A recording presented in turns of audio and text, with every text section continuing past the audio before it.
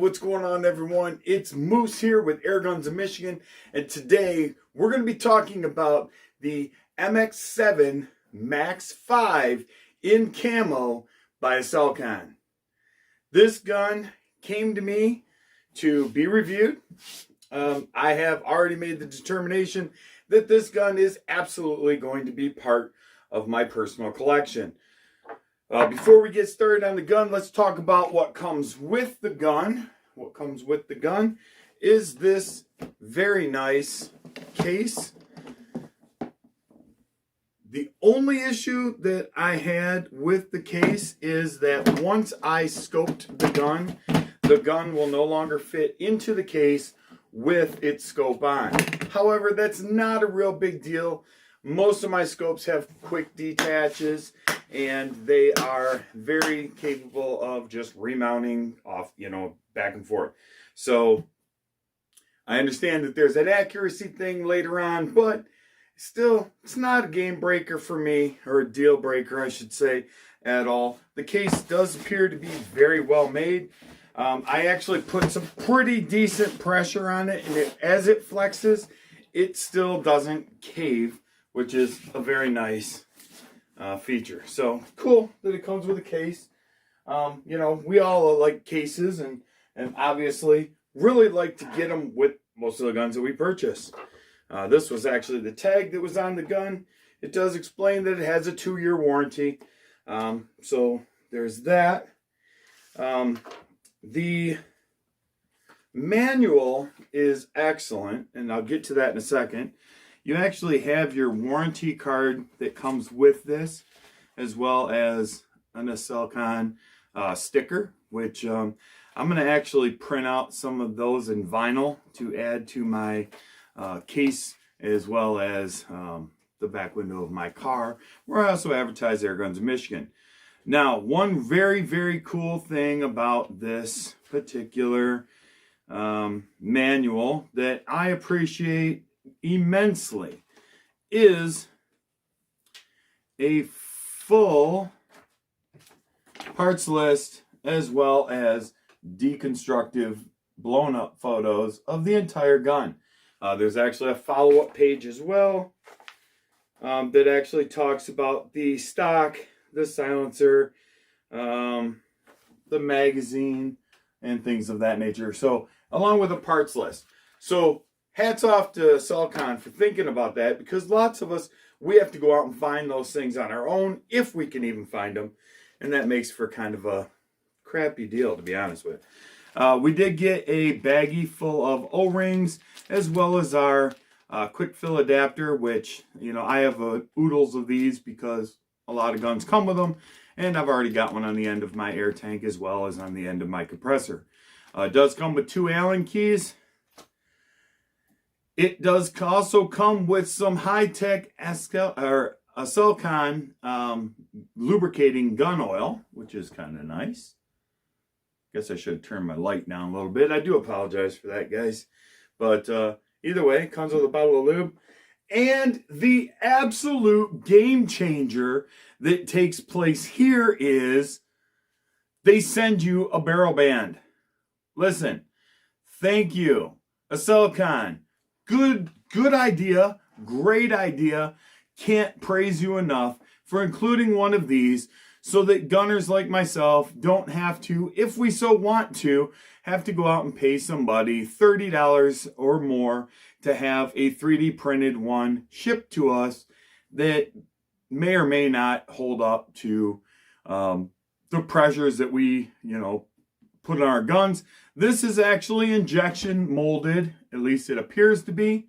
I'm certain that it is. And, dude, awesome. Comes with a freaking barrel band. All right, let's get down to the gun now. This is my MX7 Max5 in camo. I did thread a Donnie FL tattoo on the end of this because it has a little bit of a bark. The end is already pre-threaded, half 20. So it is ready to accept a moderator.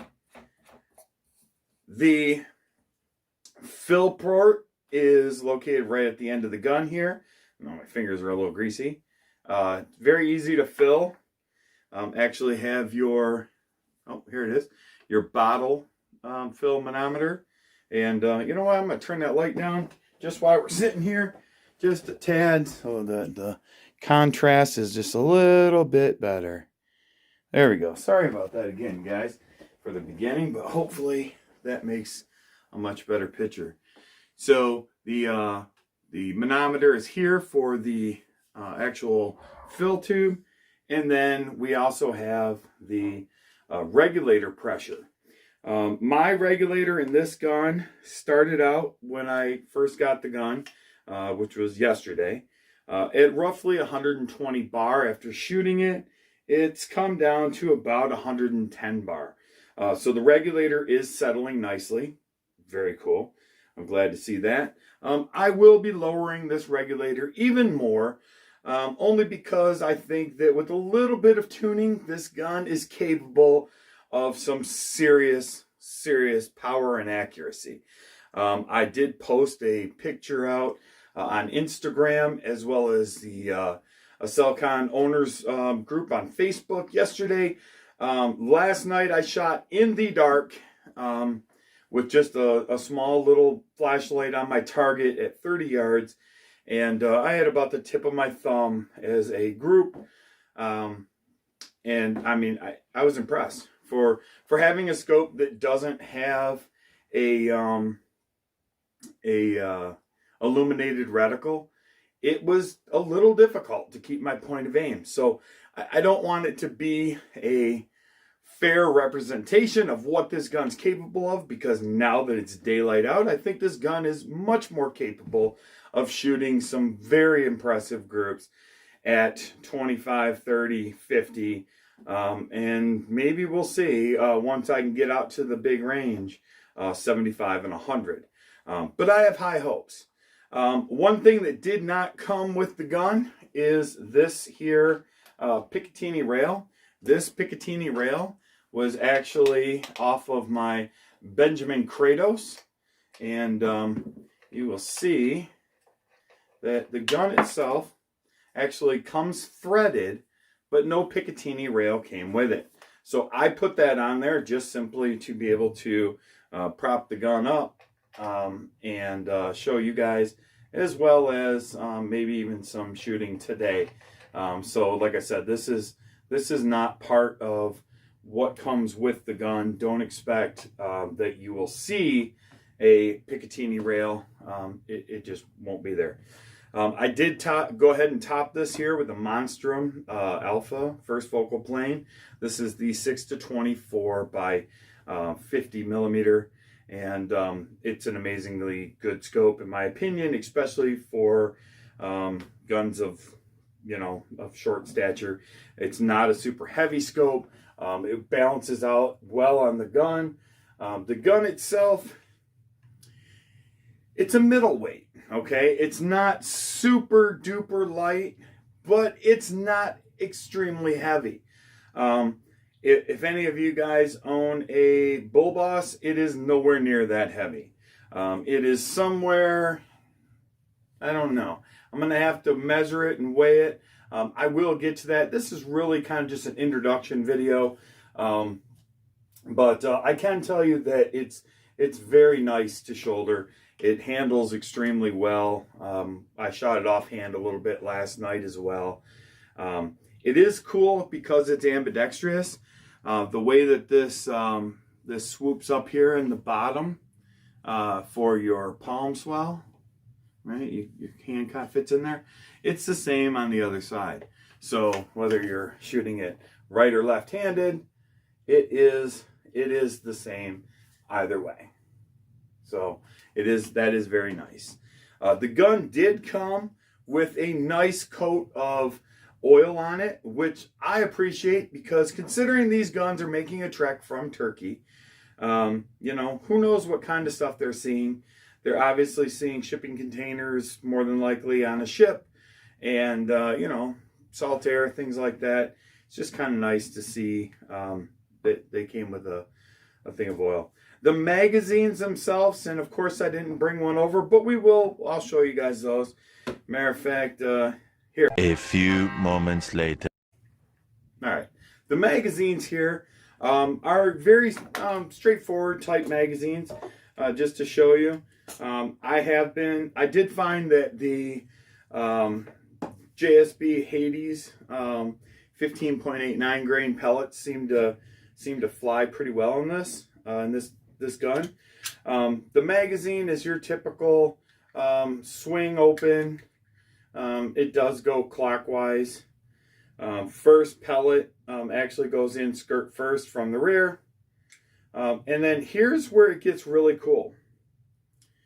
These magazines are very, very thick. If you can see that magazine compared to this pellet.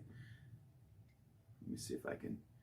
The pellet is honestly only about half the length of the width of the magazine, which tells me that no matter what pellet or slug I want to put into this magazine, it should have no problem receiving it, considering, like I said, it's only about this. When these pellets drop in, they literally are like half the width of this magazine. So very cool that, you know, for those of you that, you know, have shot the Predator polymags in the past and, you know, haven't been able to get them into your magazine into whatever gun you're shooting, and then you've had to wait for the shorts. Well, that is no longer, doesn't appear to be an issue at all, just due to the thickness of that magazine and obviously the thickness of the